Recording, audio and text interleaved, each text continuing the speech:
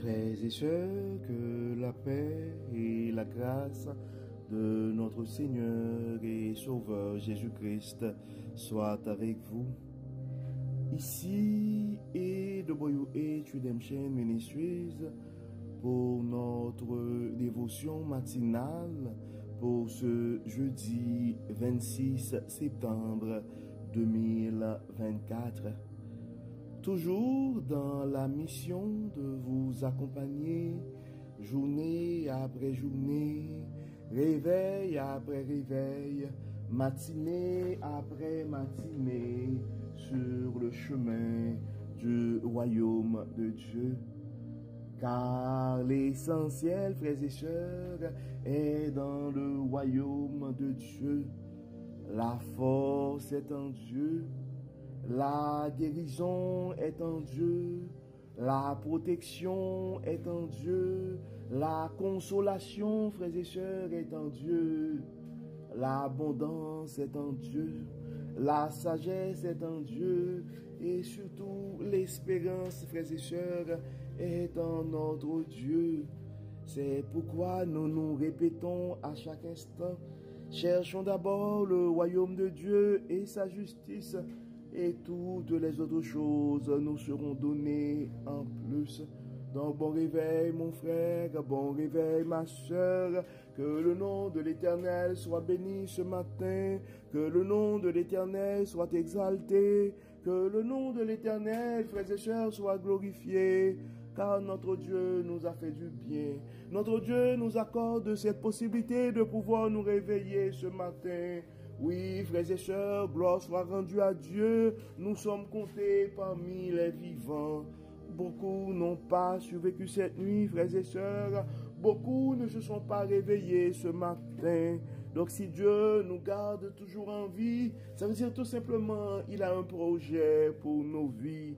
Donc rendons grâce à notre Dieu. Crions Ebenezer, Ebenezer. Jusqu'ici l'Éternel nous a secourus. Oui, c'est ici la journée que l'Éternel a faite, frères et sœurs, et qu'elle soit pour nous un sujet de gloire et de louange. Le psalmiste nous dit dans le psaume 150 que tous ceux qui respirent louent l'Éternel. Louons l'Éternel de cette opportunité, frères et sœurs, de pouvoir commencer notre journée avec lui. Car comme nous le répétons à chaque matin, frères et sœurs, un réveil avec Dieu nous offre cette opportunité de pouvoir et d'avoir une journée remplie de la faveur de Dieu. Et si nous arrivons, frères et sœurs, à accumuler des journées remplies de la faveur de Dieu, nous allons finir par avoir une année 2024 remplie de sa bonté. Et en accumulant des années remplies de la bonté de Dieu, frères et sœurs, nous allons finir par avoir une vie comblée de ses plus riches bénédictions sur plusieurs générations. C'est pourquoi mon frère, c'est pourquoi ma soeur, si tu penses à un proche, si tu penses à un ami ou une amie, c'est le temps de partager ce message, car on ne sait jamais ce que la parole de Dieu peut faire dans la vie de l'un de ses enfants bien-aimés. Des fois, on pense à quelqu'un et on ne sait pas exactement qu'est-ce qui nous porte à penser à cette personne-là. Donc, dans la mesure du possible, partageons, frères et sœurs, partageons nos messages, partageons nos dévotions à des frères ou à des sœurs.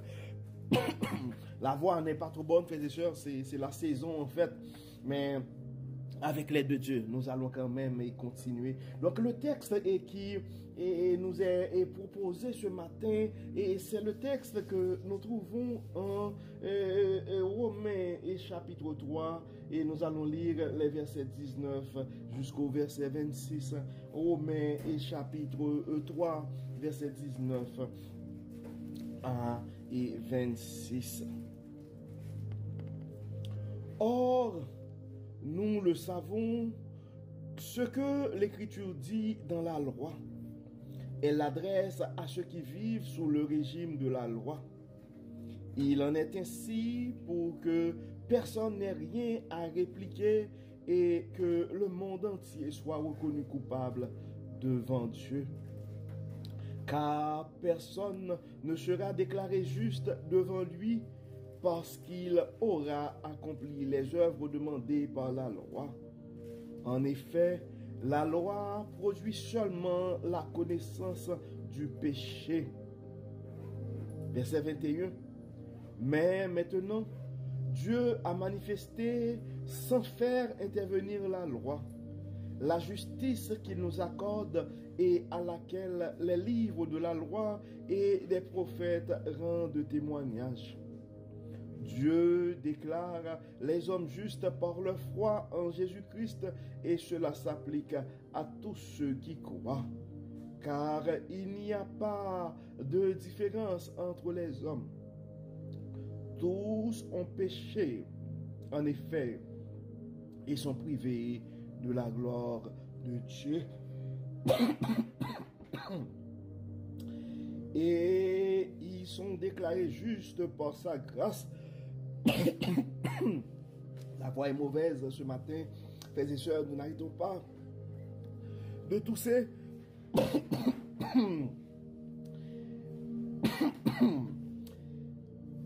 Nous allons continuer avec le verset 24. Et ils sont déclarés justes par sa grâce.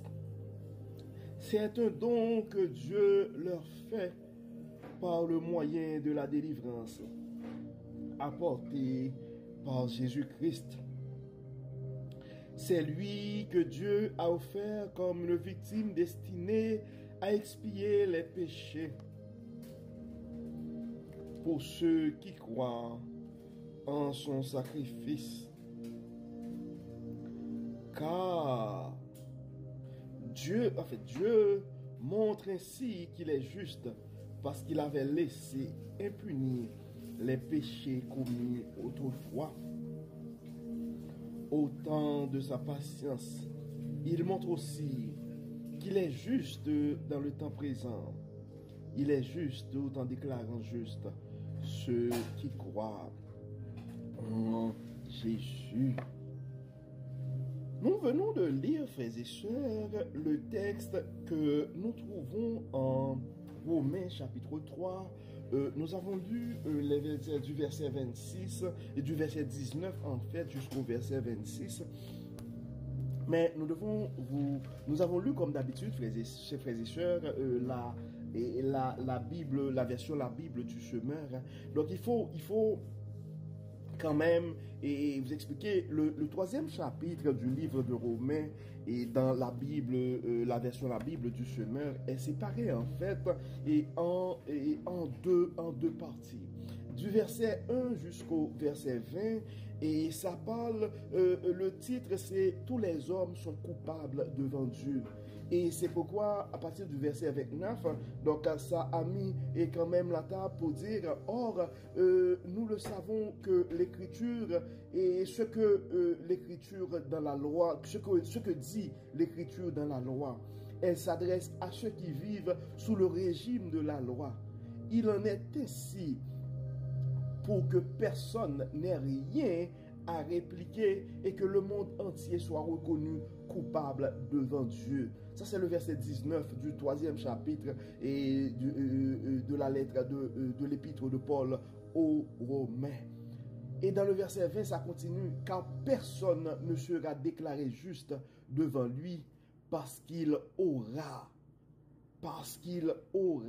accompli les œuvres demandées. Les œuvres demandées par la loi. En effet, la loi produit seulement la connaissance du péché. Il faut comprendre, frères et sœurs, dans la deuxième partie et du verset 19, ça nous dit quoi? Dans la deuxième partie du verset 19, ça dit « Il en est ainsi pour que personne n'ait rien à répliquer et que le monde entier soit reconnu coupable devant Dieu. » Donc, c'est ce qui explique un peu la raison tous les hommes sont coupables devant Dieu. Dans le verset 20, ça continue pour dire, car personne ne sera déclaré juste devant lui parce qu'il aura accompli les œuvres demandées par la loi. En effet, la loi produit seulement la connaissance du péché. Donc, et si, quand on continue dans le verset 21, là où on parle juste par la foi, où le titre de ce texte, c'est déclaré juste par la foi, ou juste par la foi sans la loi. En fait, dans le verset 21, l'apôtre Paul continue pour dire, mais maintenant, Dieu a manifesté sans faire intervenir la loi, la justice qu'il nous accorde et à laquelle les livres de la loi et les prophètes rendent témoignage. Dieu déclare les hommes justes par leur foi en Jésus-Christ et cela s'applique à tous ceux qui croient, car il n'y a pas de différence entre les hommes. Donc c'est pourquoi des fois, frères et sœurs, on entend les gens dire nous ne sommes plus sous la loi, mais nous sommes sous la grâce. Ça veut dire que ce n'est pas la loi qui va nous justifier, nous ne sommes pas justifiés parce que nous avons respecté les lettres de la loi. Donc c'est pas parce que nos œuvres sont conformes à la loi que nous sommes justifiés, mais nous sommes justifiés par la grâce. Donc dans le verset 22, ça dit Dieu déclare les hommes justes par leur foi en Jésus-Christ. Donc c'est ce qui explique, en fait, nous sommes justifiés par notre foi en Jésus-Christ. Et c'est ce qui explique, en fait, la proclamation de l'évangile, notre mission, en fait, la mission des apôtres dans un premier temps, pour rappeler aux gens, pour annoncer aux gens que Jésus-Christ est le Messie et par la foi en Jésus-Christ, nous avons la possibilité d'avoir la vie éternelle. Et c'est notre mission à nous aussi d'annoncer, de proclamer l'évangile et pour la bonne nouvelle, pour dire aux gens, donc leur foi en Jésus-Christ donc ils peuvent être justifiés à travers leur foi en Jésus-Christ. Parce que la parole dit, cela s'applique à tous ceux qui croient, car il n'y a pas de différence entre les hommes. Donc on l'avait vu, on en a parlé au début de l'année, quand on parlait du plan de rédemption. Jean 3, verset 16 le dit clairement, Dieu a tant aimé le monde qu'il a envoyé son Fils unique, afin que quiconque croit en lui ne périsse point, mais qu'il ait la vie éternelle. Donc notre justification, c'est notre foi en Jésus-Christ, frères et sœurs, qui nous accorde cette justification. Et il y a dans le verset 23, et Romains 3, verset 23, et c'est vraiment un verset qui nous appelle tous à l'humilité, pour nous dire, tous ont péché en effet, et sont privés de la gloire de Dieu. Dans le verset 24, ça continue, ils sont déclarés justes par sa grâce. C'est un don que Dieu leur fait par le moyen de la délivrance apportée par Jésus-Christ. C'est lui que Dieu a offert comme une victime destinée à expier les péchés pour ceux qui croient en son sacrifice. Dieu montre ainsi qu'il est juste parce qu'il avait laissé impunis les péchés commis autrefois.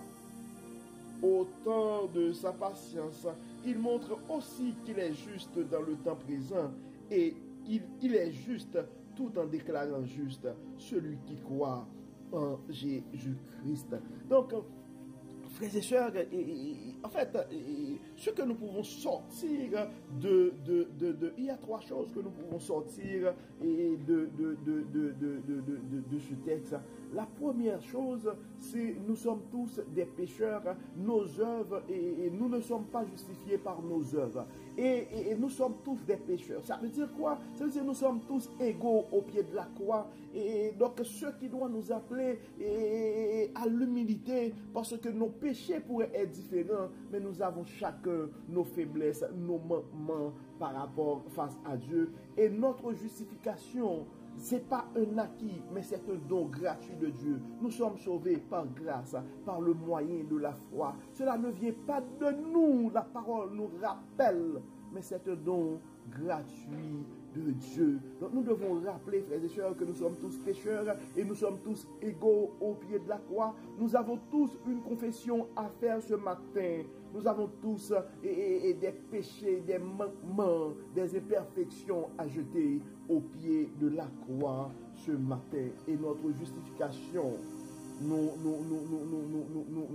l'avons eue grâce à la grâce à travers notre foi et en Jésus-Christ.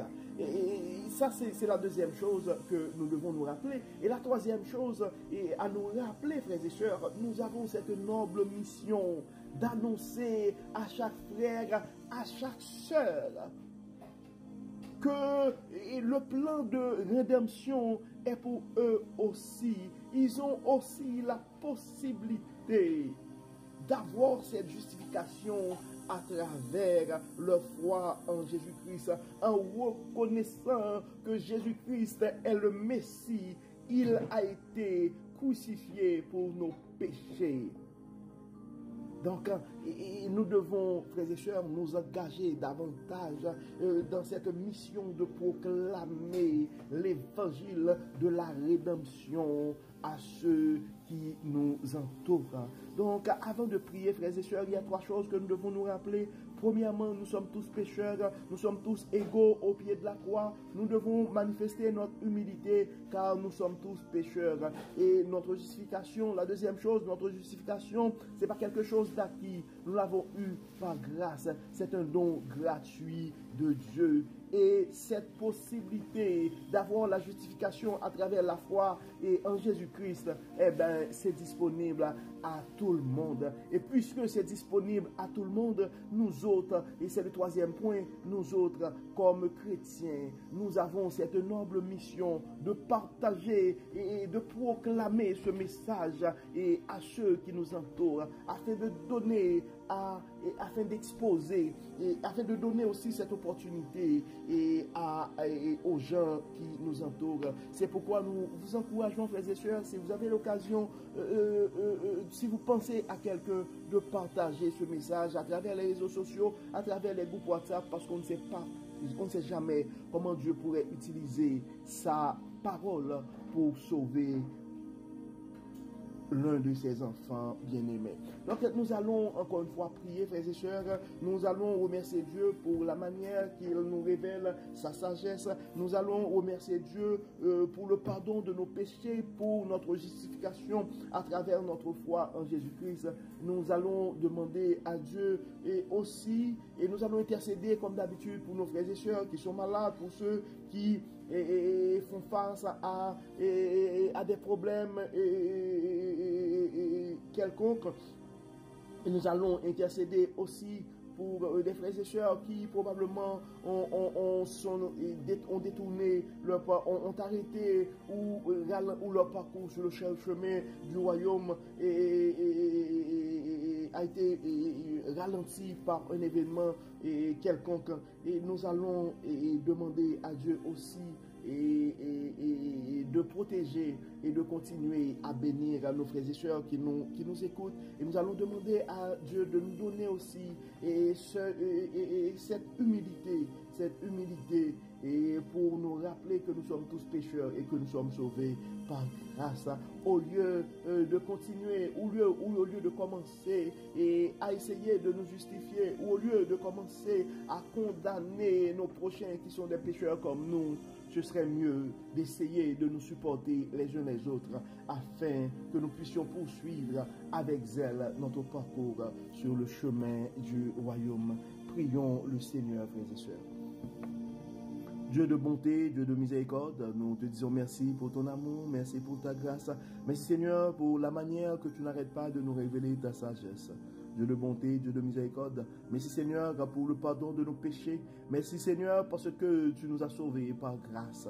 Et Dieu clément, Dieu de bonté, et merci pour le sacrifice de la croix. Merci pour le pardon de nos péchés. Et Dieu clément, et Dieu trois fois saint, et malgré ta bonté, malgré tout ce que tu as fait, et des fois nos pensées, nos actions sont mauvaises. C'est pourquoi nous présentons devant toi, Dieu clément, pour te demander d'enlever en nous tout ce qui n'est pas de toi et permettre que ton Saint-Esprit soit vivant en nous.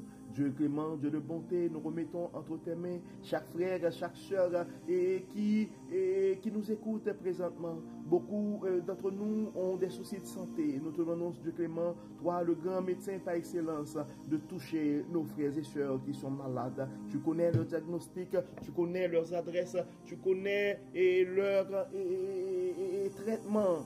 Tu connais leurs inquiétudes. Nous te demandons, là où ils sont présentement, de les toucher d'une double portion de bénédiction. Guéris, Seigneur. Guéris, Seigneur. Guéris, Seigneur. Nous avons des frères et sœurs qui sont malades dans leur corps. Il y a d'autres aussi qui sont malades dans leur âme. Et il y a d'autres qui ont des problèmes de santé mentale. Dieu clément. Et tu vois leur anxiété, tu vois leur addiction, tu vois leur souffrance, leur peine, leurs angoisses. Dieu clément, toi, le Dieu de toute paix, nous te demandons d'établir ta paix dans leur cœur présentement. Dieu de toute sérénité, nous te demandons, Seigneur, face aux difficultés de la vie, aide nos frères et sœurs à avoir la sérénité et de nous rappeler que tu as le contrôle de tout. Tu contrôles l'univers. Dieu clément, Dieu trois fois saint, et nous réclamons ta paix, la tranquillité pour les esprits tourmentés, les cœurs inquiets. Dieu clément, accorde la sérénité que toi seul peux donner. Dieu clément, tu vois les soucis. Tu vois nos soucis, tu vois nos inquiétudes, tu vois nos questionnements, nos incertitudes. Nous les remettons tous entre tes mains. Dieu clément, Dieu trois fois saint, nous remettons entre tes mains et aussi les frères et sœurs qui ont des soucis au niveau financier. Nous demandons, Dieu clément, de pouvoir à leurs besoins. Et beaucoup sont en affaires et se posent plein de questions par rapport à l'avenir de leurs entreprises. Nous te demandons, Dieu clément, de les supporter, de les révéler ta puissance, ton abondance à travers cette situation. Il y a d'autres frères et sœurs qui ont des problèmes de couple, des problèmes de famille. Nous te demandons, Dieu clément, de les assister, de les révéler ta sagesse et de rétablir l'entente, l'union, la tranquillité dans ces familles, dans ces couples. Nous avons des enfants et des jeunes qui sont détournés de leur parcours sur le chemin du royaume. Nous demandons, Dieu clément, de les assister, de les ramener sur le droit chemin, de les révéler ta sagesse. Nous avons aussi des adultes et pour une raison ou une autre, ont abandonné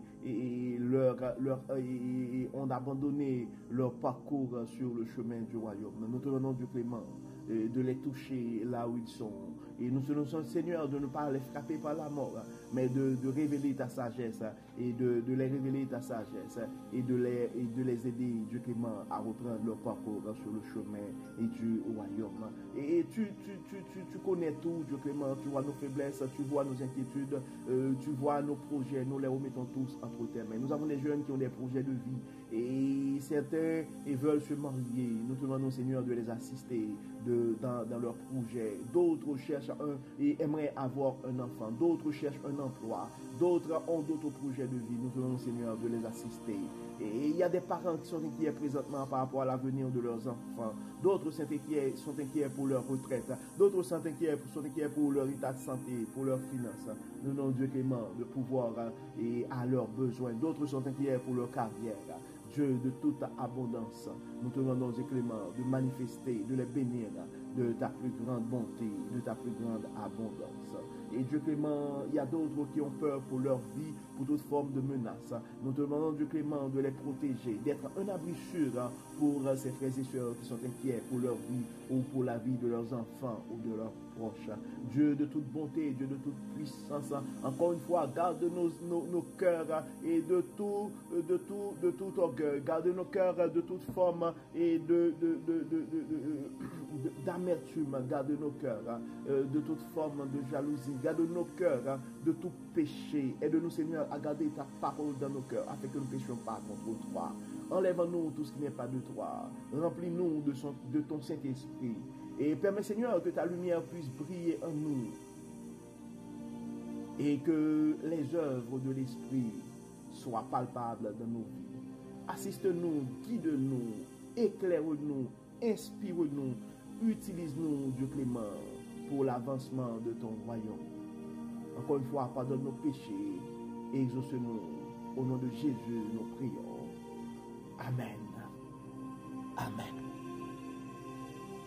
Nous arrivons au terme de notre dévotion, frères et sœurs, pour ce jeudi 26 septembre 2024. Nous espérons que votre âme a été bénie. Et d'ici là, nous vous souhaitons une excellente journée sous le regard du Dieu Tout-Puissant.